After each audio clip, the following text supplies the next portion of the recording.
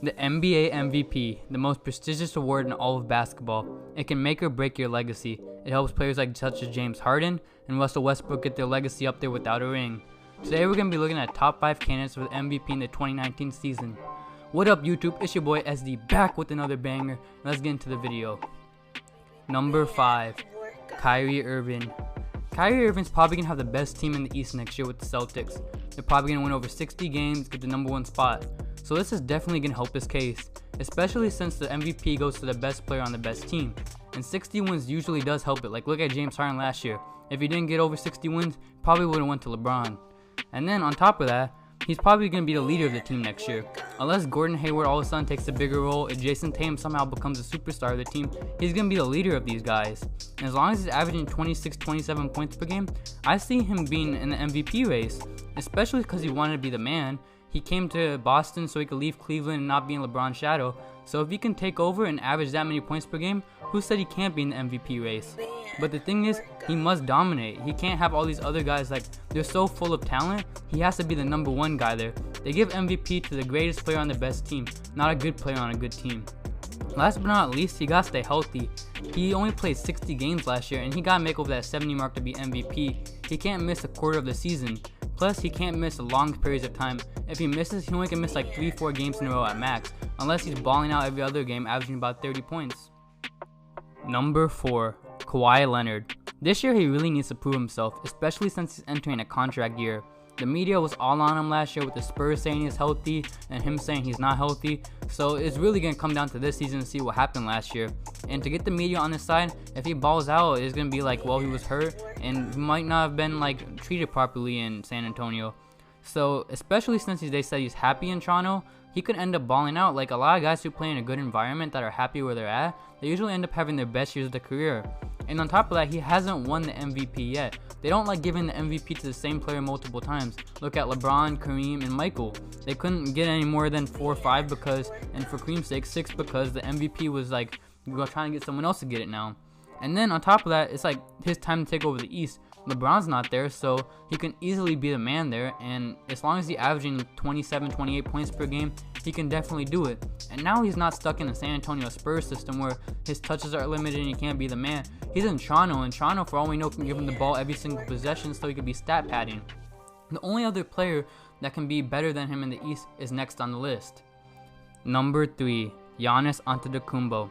Giannis has improved each and every season in the NBA. There hasn't been a season where he stayed constant or declined, which is very important because if he's going to increase from last year, he's having MVP type numbers, possibly even historic type numbers. And that's important because those numbers are sometimes what can make or break you. Like look at Russell. He didn't have a top team, but he had amazing numbers, triple-double, and that's what won him the MVP. And Giannis, I don't see the Bucks being top 3. I think Philly, Toronto, and Boston are better. And I don't know if they're going to hit 50 games with that roster because they lost Jabari Parker.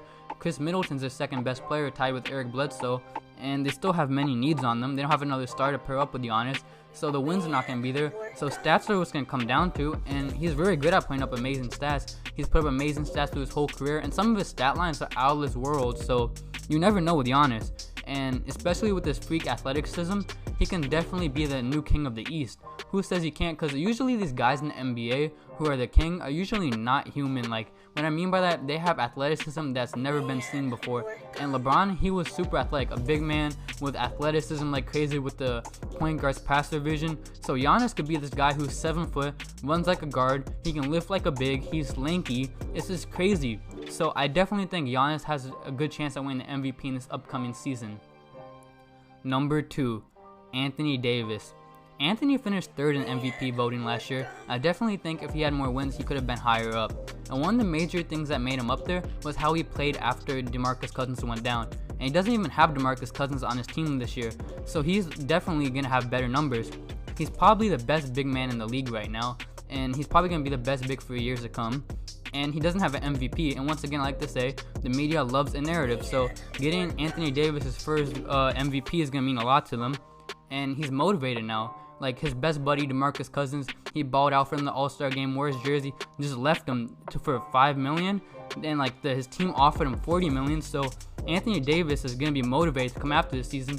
I remember after All-Star break when DeMarcus was out, Anthony Davis put up amazing stats. he was having like 30-40 points per game, which is crazy.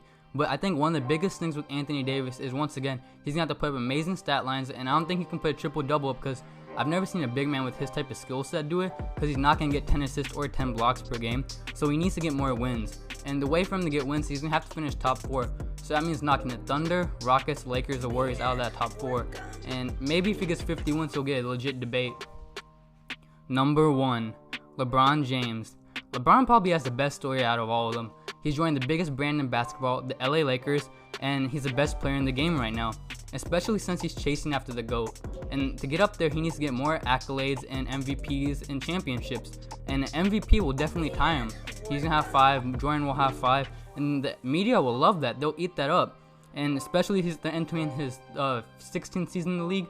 So a 16th-year man in the league getting an MVP, that's just going to be crazy. Especially will be with his 3rd team. And he's not doing it with other stars on his team. Who's the second best player on his team? Brandon Ingram, Lonzo Ball. It's not like he has crazy guys on his team right now. And that's another thing that's going to help him. He's going to put up amazing stats because this team is better than Cleveland, so he won't have to do as much on the offense and the court. He can play better defense, which is a big knock against them in Cleveland, so he definitely can do it now. And it's going to help him tie with the GOAT, especially because I don't know if he can win a championship this year because Golden State is going to probably annihilate everyone with their 5 all-star lineup, and he can tie him with getting an MVP because I can consider a success this year. Last but not least, just putting up amazing stats because he did last year. He put 27, 8, and 9 up, and he just needs to put 30 points per game and well-rounded stats. He could definitely do it. Maybe not even 30, 28, 29, and he can definitely get MVP. So I think LeBron James will be the MVP of this upcoming NBA season. Thanks for watching. Hit that like button, subscribe, and hit the bell to get notification when I post. I'm out.